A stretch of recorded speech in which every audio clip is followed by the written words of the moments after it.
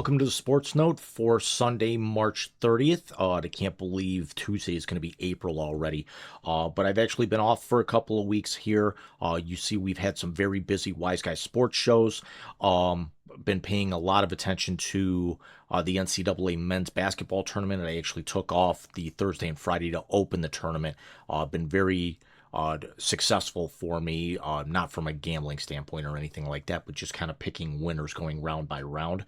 And you'll hear about that on the Wise Guys show tonight by the time this video goes up. We'll probably be live on the air. But with everything going on with the opening week of the Major League Baseball season, the NBA and the NHL, and the final 10 games of the regular season for each of their teams, you also have the NFL still. It looks like free agency is kind of winding down. There's only a few more names really out there on the board, Aaron Rodgers being the most obvious one, but now teams finagling to be able to re-sign players. You got the talk of Micah Parsons looking for an extension after the big Myles Garrett extension in Cleveland, and with the draft less than 3 weeks away, who's going to be movers and shakers there. But today we're going to talk about a very serious subject and a story that looks like, at least for about 85% of the parties involved, we've got some finality. And it's a story that's been ongoing for the last couple of years, and that's former two-time UFC heavyweight champion Cain Velasquez.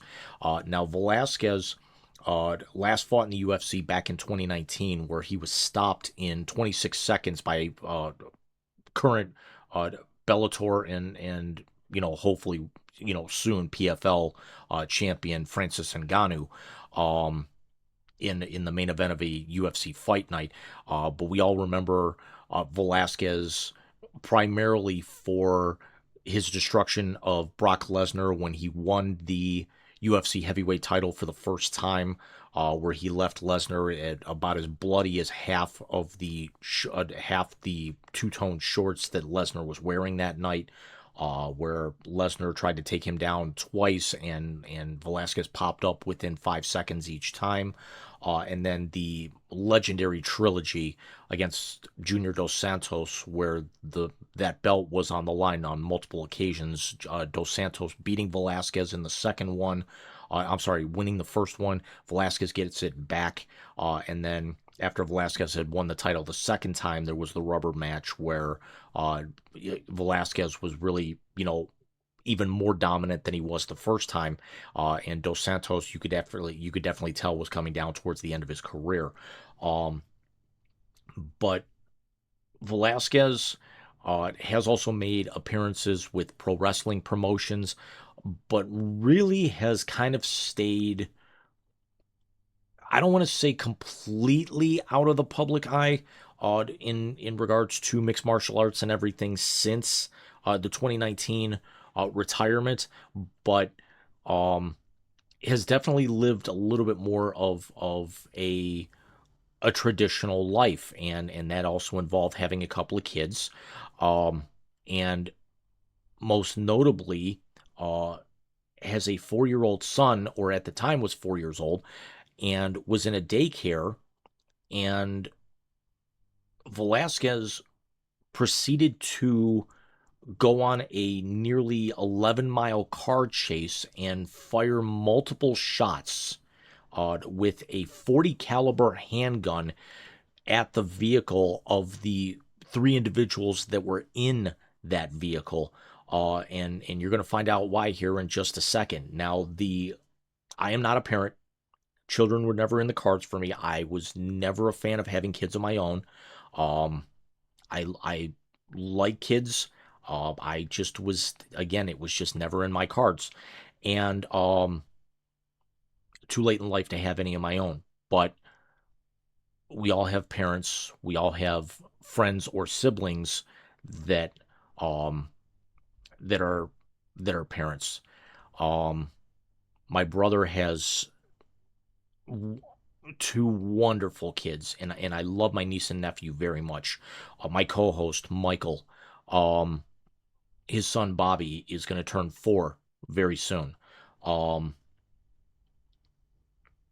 Caitlin, her son is is young. Caitlin, who is friend of show, um, works in Mike's office, and not trying to out her too much. She's also on the W2 podcast with Mike's wife that we've been promoting on the Wise Guys.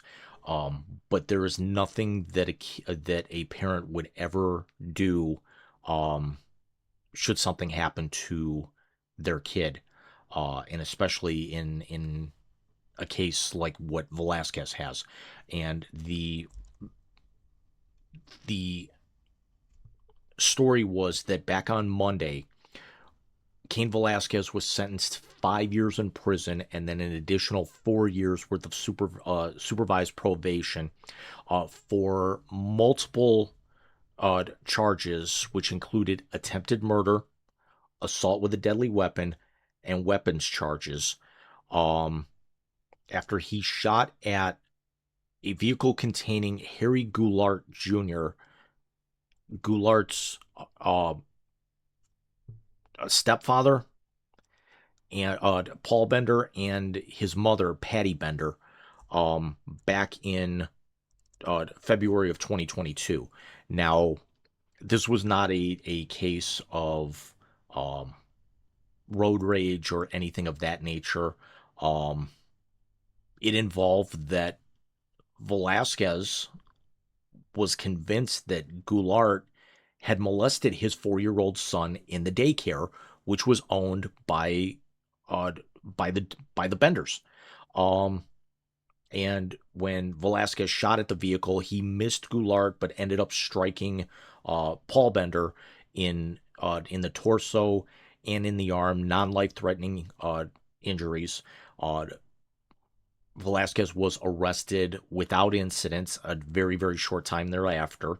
Um, had actually spent better part of a year in prison, and then uh, realistically about the last 2 years under house arrest with an ankle monitor.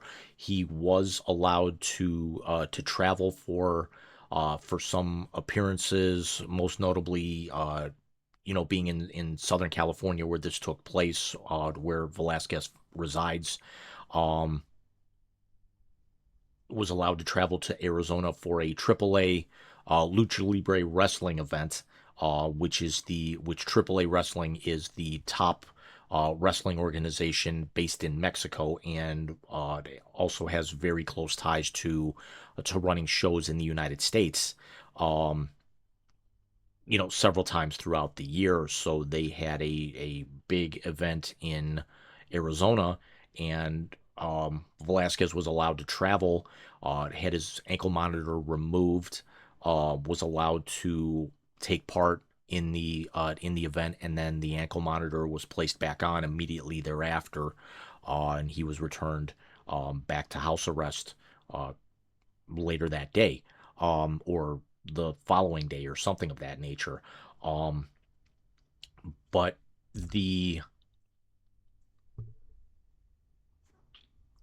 the idea that um, Velasquez had obviously seen red so badly that he had to resort to this. Um, there, again, there is no parent in the world, unless you're a complete deadbeat.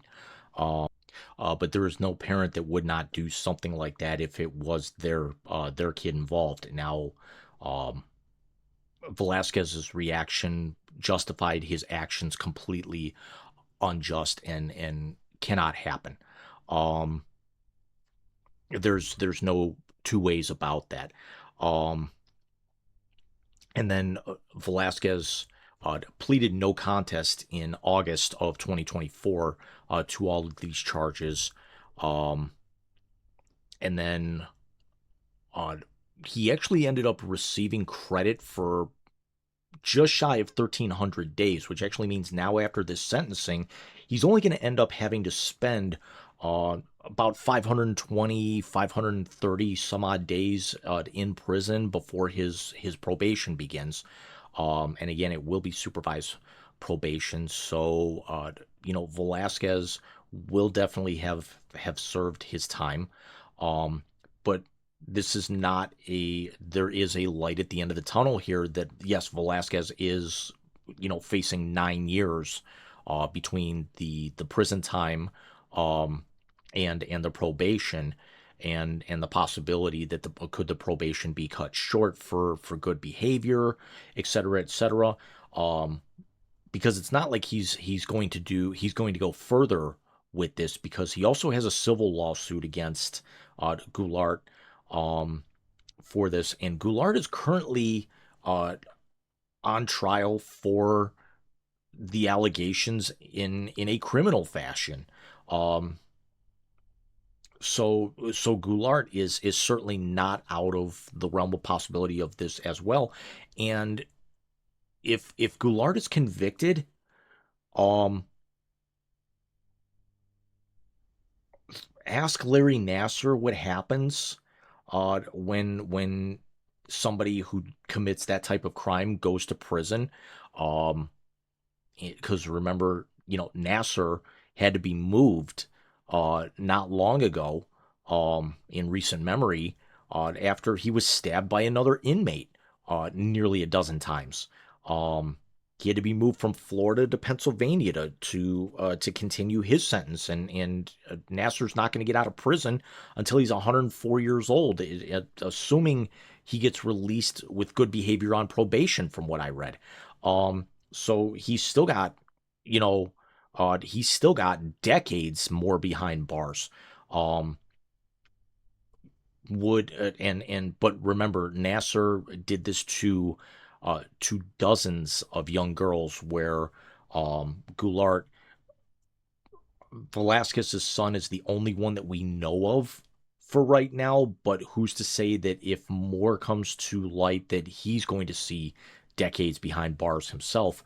Um, does that then open up the possibility of having Velasquez's sentence reduced? Do they shave some time off the probation?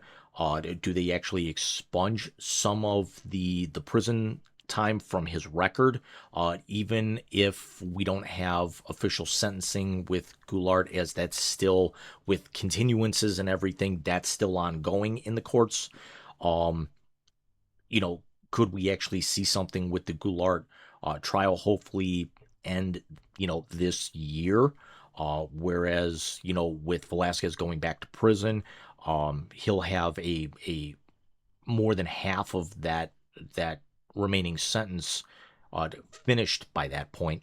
Um, but again, then starts the probation, and would they actually say, hey, we'll take 18 months off the probation, we'll do 2.5 years, and then we'll expunge maybe like a year or something off of the prison time, or something like that. Velasquez, again, at 42 years old, still would look to actually get back to fighting if he was able to.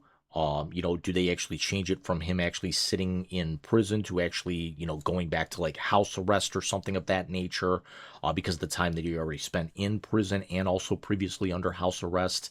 I certainly don't think that this is something where his celebrity status um, would actually get this reduced at all. I would like to think not, but I would actually like to think that um, it's a case where he is proven factually accurate, and just saw red. But again, still no excuse. But any single one of us that was in that position, would we have? I'd be willing to bet there's an overwhelming majority that may have reacted in somewhat of a similar fashion. Um, Again, it still does not excuse what happened, but if it is found to be true, um, Goulart might actually be better off wishing that Velasquez did follow through with what he did, because if Goulart actually went to prison um, for this, number one, he'll never get out with his sentence. Um, and number two, Velasquez is going to be a hero in whatever prison he's in for the actions that he took in the eyes of his inmates in public opinion as well. And that's actually only going to make things worse for Goulart if, if again he is convicted and sentenced in this. So let me know what you guys think, as I'm still having the issues with my camera that I seem to have last month. Which you saw me kind of jump cutting some of these videos. But again, Wise Guy Sports Show, we actually will be doing our annual mock draft, not tonight, but next Sunday. I want to say that's going to be April 6th. We've only got a couple of more shows before the draft. We'll take a little bit of a hiatus in May, kind of charge our batteries a little bit here just after the draft and everything. And check out the blog.